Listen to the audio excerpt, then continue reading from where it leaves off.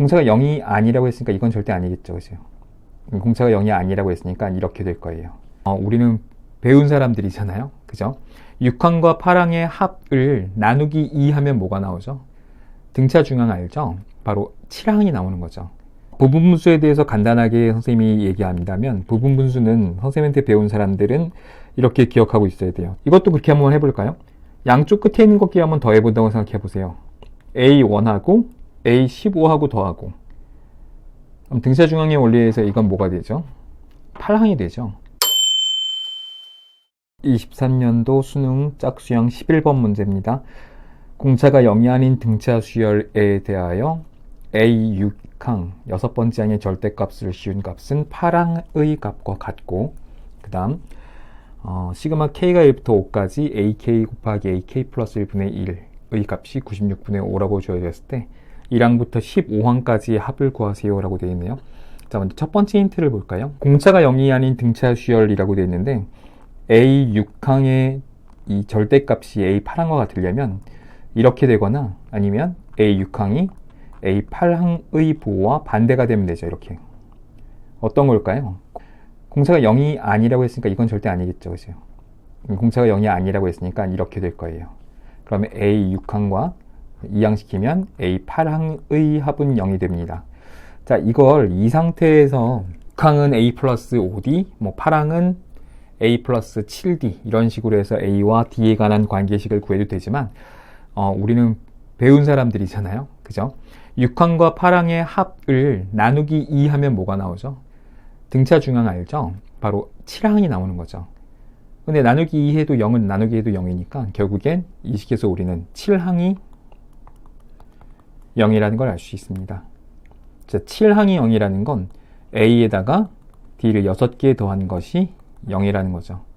그래서 A가 마이너스 6D와 같다는 식을 하나 얻어낼 수 있습니다. 여기까지는 따라왔죠?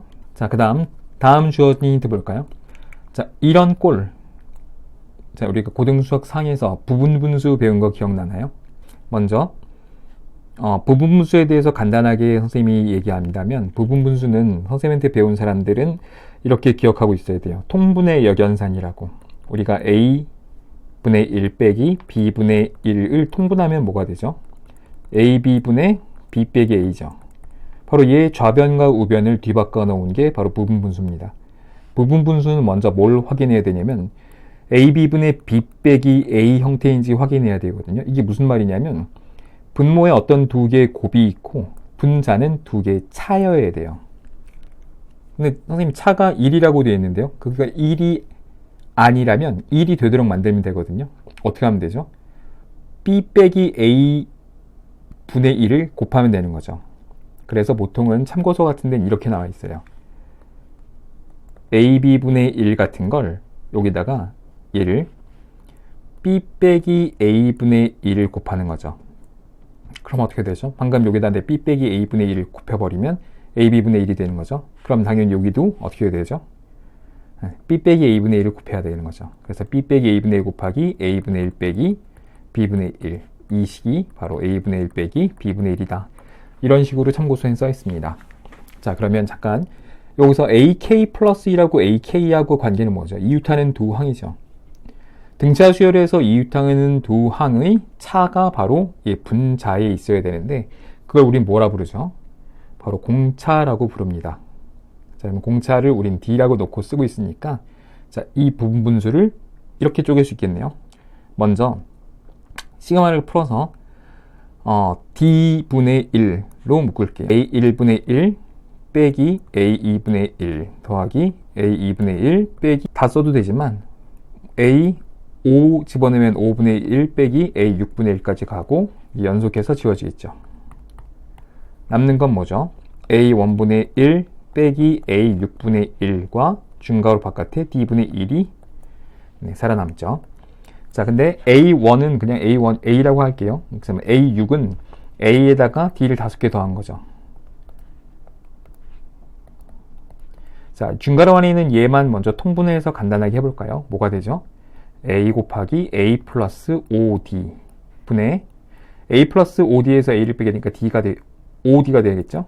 근데 바깥에 D분의 1이 있었습니다. 그럼 D가 약분되고 결국엔 A 곱하기 A 플러스 5D분의 5가 바로 문제에 주어진 96분의 5라는 얘기죠. 그럼 5 똑같으니까 결국 A 곱하기 A 플러스 5D가 A 곱하기 A 플러스 5D가 96이라는 얘기네요. 자, 그리고 아까 우리 A는 뭐라고 해놨습니까? 마이너스 6D입니다. 마이너스 6D. 마이너스 6D하고 5D랑 더해지니까 마이너스 D가 되겠죠. 얘가 96. 즉, 6D 제곱이 96. 그럼 D 제곱은 16이네요. 그럼 D는 플러스 마이너스 4입니다. 자, 그런데 위에서 잠깐 볼까요? 아까 6항하고 8항의 합이 0이었죠. 7항은 0이라고 했고. 자, 그럼 생각해봐요. 절대값이 아까 어디 쓰여져 있었죠? 6항에 쓰여져 있었죠. A8항의 값이 6항의 절대값을 씌운 것입니다. 자, 6항의 절대값을 씌운 이 값, 얘는 뭐여야 되죠? 양수여야 되죠. 즉 8항이 양수라는 겁니다. 7항이 0인데 8항이 양수예요. 8항은 양수, 공차가 양수란 뜻이죠. 그래서 D는 플러스 마이너스 4 중에 플러스 4라는 걸 확인할 수 있습니다. 이제 거의 다 됐어요. 자, 마지막으로 문제에서 원하는 1항부터 15항까지의 합을 구하여라. 자, 그럼 이제 여기서부터 조금 풀이가 갈릴 것 같은데 이렇게 푸는 학생도 있을 거예요. D 구했고 아까 A1은 뭐였죠? A는 마이너스 6D니까 뭐 A가 마이너스 24. 그래서 등차 수열이 합 구하는 공식을 이용해서 구하는 학생들도 있을 건데 선생님 생각에 그건 이 문제를 출제하신 그 출제자의 의도랑은 맞지 않는 것 같아요. 내 예상인데 이건 A 1항부터 15항이었죠? 15항까지의 합을 구하라고 되어 있으면 이제 A1 더하기 A2 더하기 뭐 쭉 해서 A14 더하기 A15라고 해봅시다. 자, 방금 조금 아까 선생님이 이 문제 도입부에서 등차 중항 얘기를 했었죠. A6항과 8항의 합이 0이니까 A7항이 0입니다. 라고 했던 것처럼 이것도 그렇게 한번 해볼까요? 양쪽 끝에 있는 것 끼리 한번 더해본다고 생각해보세요. A1하고 A15하고 더하고 그럼 등차 중항의 원리에서 이건 뭐가 되죠? 8항이 되죠. 그러니까 8항의 2배가 되죠. A2하고 A14를 더해도 8항의 2배가 되고 이런 게 몇 개가 생길까요? 1부터 7까지 총 7개가 생기게 되겠죠. 그러면 8항의 2배인 2 곱하기 A8이 총 7개가 생기고 맞죠? 그 다음에 A8이 하나 더 있겠죠. 그러니까 A8이 총 몇 개 있는 거죠? 15개가 있게 됩니다. 맞죠? 그럼 A8은 또 어떻게 구하죠? A8을 왜 구하죠?